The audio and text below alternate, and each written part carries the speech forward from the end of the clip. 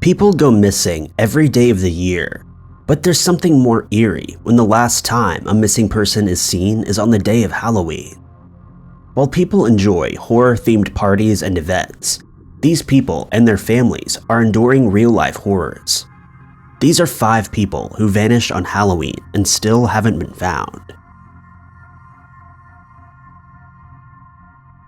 Number 5. George Hubbard Greenshields has been missing since Halloween of 1989, and he hasn't been seen since.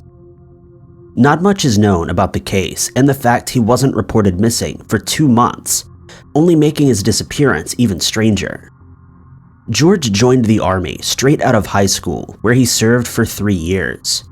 Like much of this case, his exact reasons for leaving are unclear, but he returned to Tampa, Florida, where he made a civilian life for himself.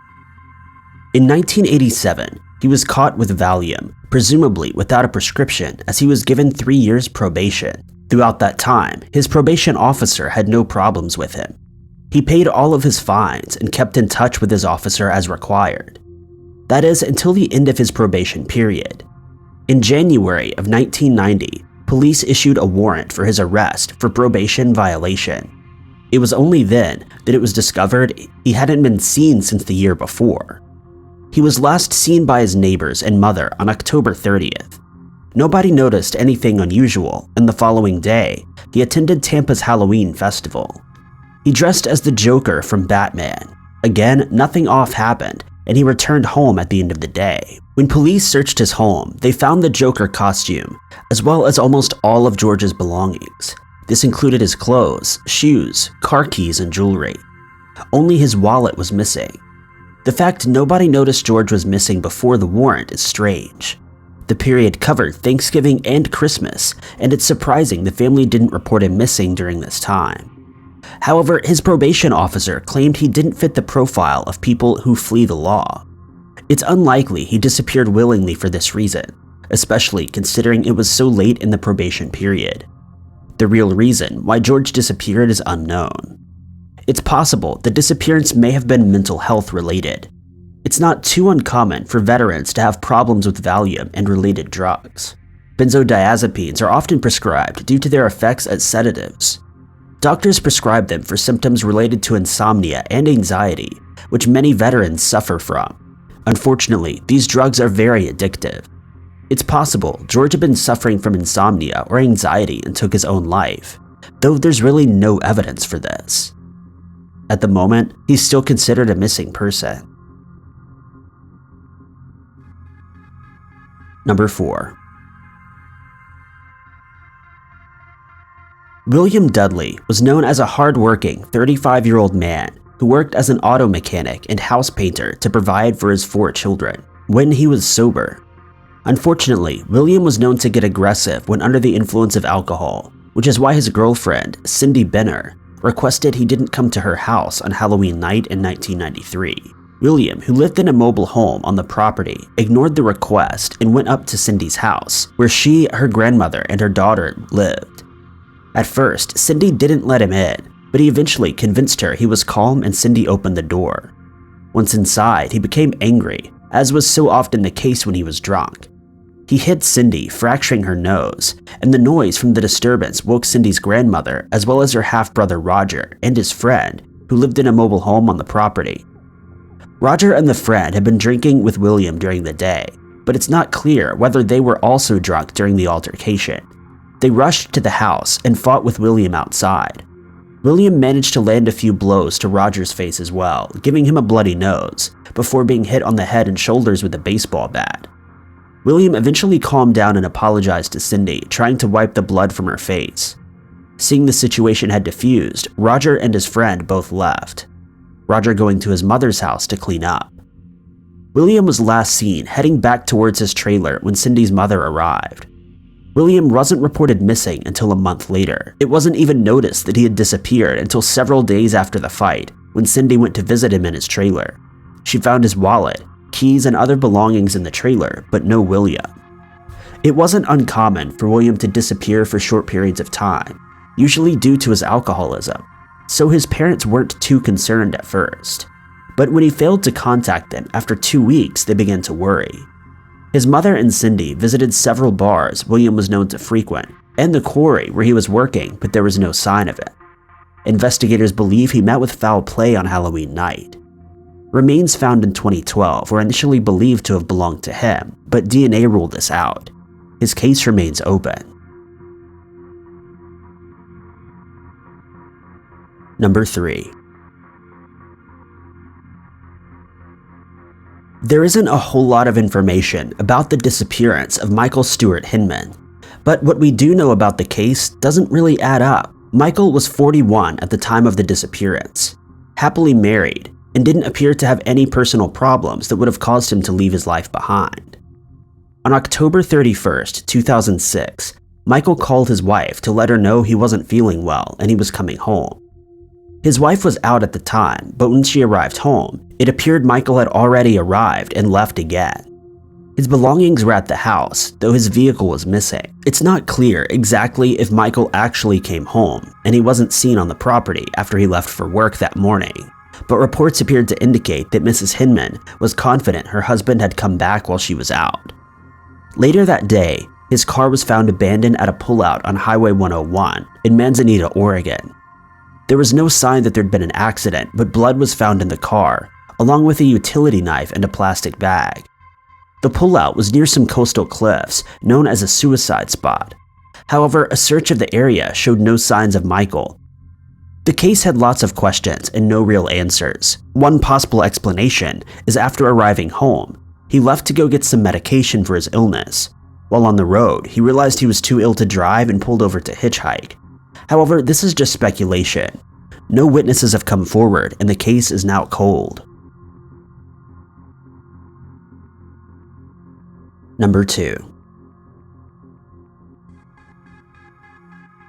David Ortiz left his grandparents' house in Silver City, New Mexico at around 5 p.m. on Halloween in 2010 to meet up with a friend and go trick-or-treating. He never arrived, and what happened after he left his grandparents' house has become muddled in the years since his disappearance. There were a number of sightings of David on Halloween night, though none have been confirmed by police. The police report states David was seen by an acquaintance in downtown Silver City at 9 p.m., 4 hours after he was seen leaving his grandparents' home. He was apparently with friends, although whether these were the ones he told his family he was meeting up with is unknown. He was also seen by a family member who worked at a local store when David came in to buy cigarettes. Where this fits into the timeline is unclear, but it was definitely after 5 p.m. Other sightings placed him at a trailer park and a different store. All that's known for certain is his family hasn't seen him since that night. He was reported missing on November 3rd. While there have been plenty of tips and theories, none have led police any closer to finding the missing man. At 18 years old, David was still transitioning into a young adult. He was yet to graduate from high school, but had already decided he wanted to join the army and had just won visitation rights to see his son. Some in the neighborhood saw David as a thug-looking kid who probably ran away from home, but his family say he was adjusting to the responsibility that he had. Strangely, he also left all his belongings behind, including his clothes and his mobile phone. It seems odd for an 18-year-old to leave to hang out with friends without his phone, but it's possible he simply forgot it. Others say David was attacked on Halloween and his body was dumped in a ditch in El Paso, Texas. Police have searched multiple locations, including landfill sites, but there's been no trace of him. Number 1. Hyun Song, also known as Cindy, was 21 years old when she disappeared in the early hours of November 1st after returning home from a Halloween party. While studying at Penn State University, Cindy and 2 female friends attended a costume party at a local nightclub. She was dressed as a bunny, but her friends later pointed out she hadn't intended to be a typical sexy bunny.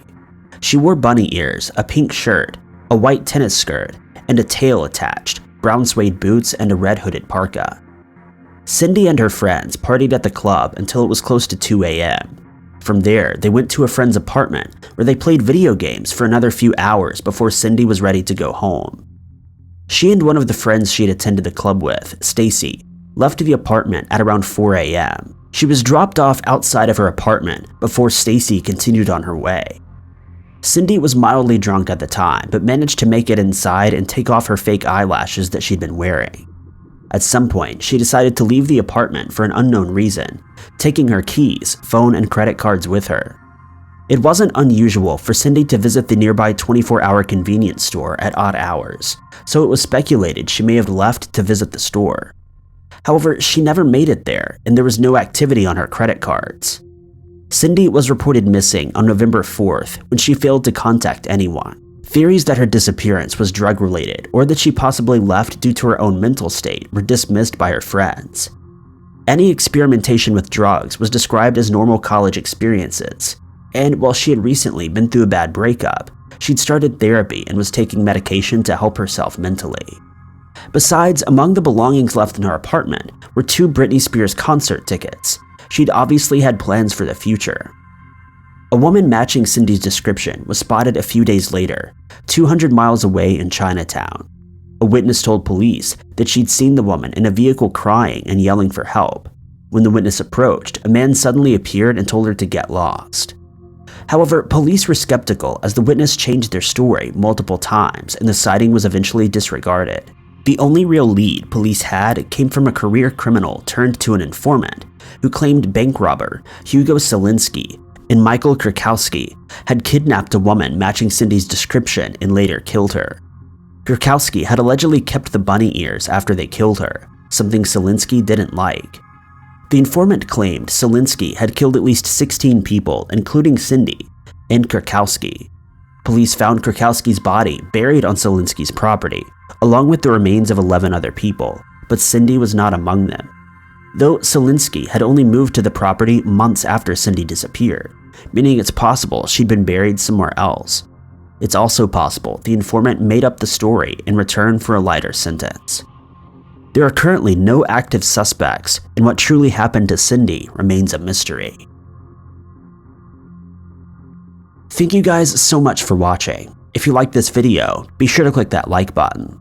Also, don't forget to subscribe and click that notification bell to keep up to date with all of our future videos. But I've been Ty Knotts, and I'll catch you guys in the next video.